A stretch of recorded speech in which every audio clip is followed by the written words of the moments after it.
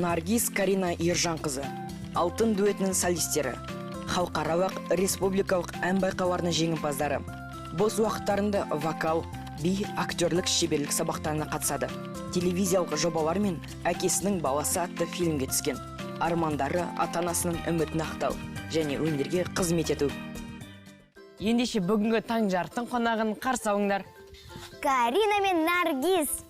Қане, келіңдер. Сәлем достар. Сәлем. Жайғасыңдар.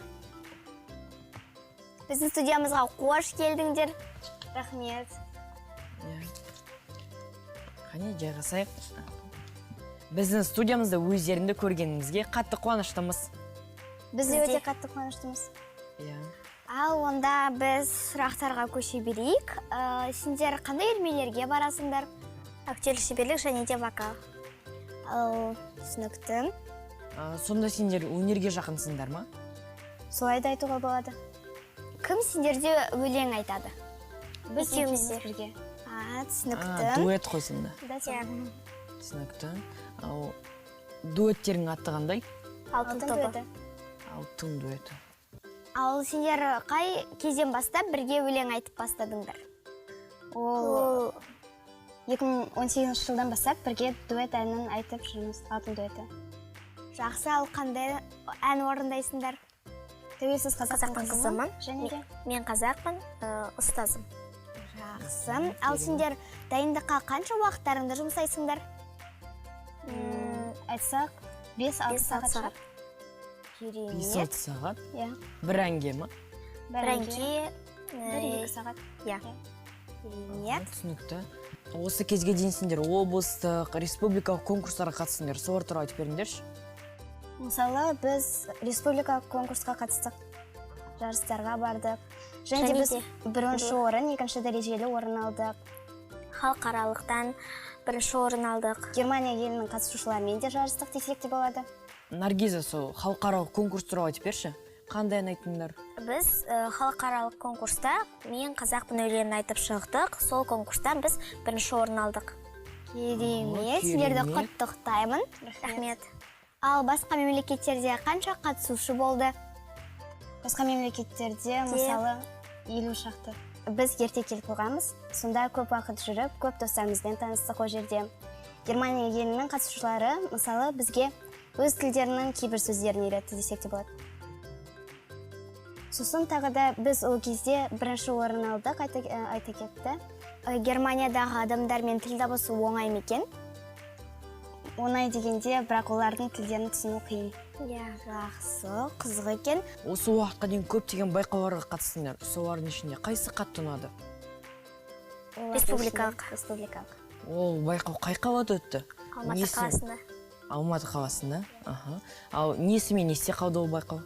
Сол жаңағыдай біз Алматы қаласында Германия елімен жарыстық дедік, Ол кезде Германия елін көріп, олардың тілдерін түсініп, қиын болды, сол қызықты оқиға болды десек те болады. Біз республикалық конкурсқа барғанда, біз елдермен жарыстық. Және де көптеген біздің балалар орын алды. Осы Қазақстанның. Ал сендер қаншаншы орын алдыңдар? Біз бірінші орын, екінші дәреже. Керемет. Түсінікті. Ал болашақта тағы қандай байқауларға қатысқыларың келеді? Болашақта басқа шетелдерге барып, жарыстардан орын алып. Армандарың қандай? Әнші және де актриса. Армандарыңа жете беріңдер. Рахмет. Ал әнді шығару үшін оны кіммен жазасыңдар, қайда дайындаласыңдар? Біз оны осы біз оқитын 49-шы орта мектепте вокал үйірмесі ашылды. Сол жерде дайындалып өлең жазамыз. Сендер осы уақытқа дейін қандай телевизиялық түсірілімдерге қатыстыңдар? Мен, мысалы, әкесінің баласы киносына, қысқа метражды киносына түстім. Керемет. Ал сен, Карина? Негізі мен де түсу керек болатымын, бірақ кішкенесіне ғана түстім. Ал Наргиза, сен ол қысқа метражды фильмге қалай түсіп жүрсің? Сол туралы айтып берші. Мен қысқа метражды фильмде көршінің қызы болып түстім, және де толығымен түстім. Жоқ, мен түстім. Маған ол өте қатты ұнады.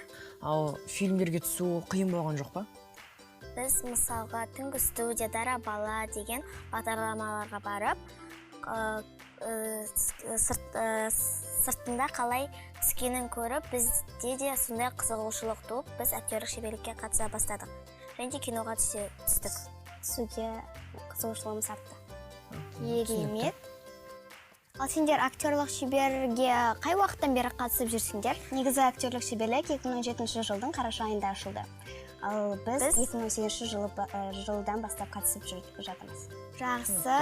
Енді сендер сол әкесінің баласы деген түсірілімде қандай бір қызық оқиға болды, айтып бересіңдер ме? Қызық оқиға. Мысалы, Наргиз, сен айтып берсең болады. Мен өзімнің қызық сәт менде болды. Мен өйткені біз екеуміз өз ойынымызды ойнағанда, дұрыс ойнай алмай қалғанда, қайта-қайта түсірілу біз үшін қызық өтті десек те болады. Иә. Сендерді батырлар жыры, эпостық жырларды жатқа біледі деп естідік. Сол жырларды айтып бере аласыңдар ма? Мен Үзіндісін жерін. Қобыланды батырдың үзіндісін білемін. Жақсы, құлағымыз сенде.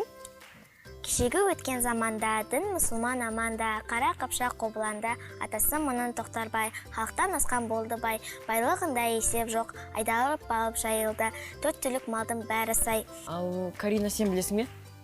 Иә, білем. Қыз жібек жырынан алынған. Жарайды. Төлегеннің тілдері осы сөзге келеді, ендігі сөзге келмеді. Батқан күнмен қарайып, уа дариға құдай деп. Өз иманын өз айтып, жалғыз шыққан Төлеген ақырет сапар жөнеді. Мұндайдан атқан жалғыз оқ желкеден ағып өтіпті. Алланың жазған пәрмені ажалы бүгін жетіпті. Ең бір керемет жерін жаттап алыпсың ғой.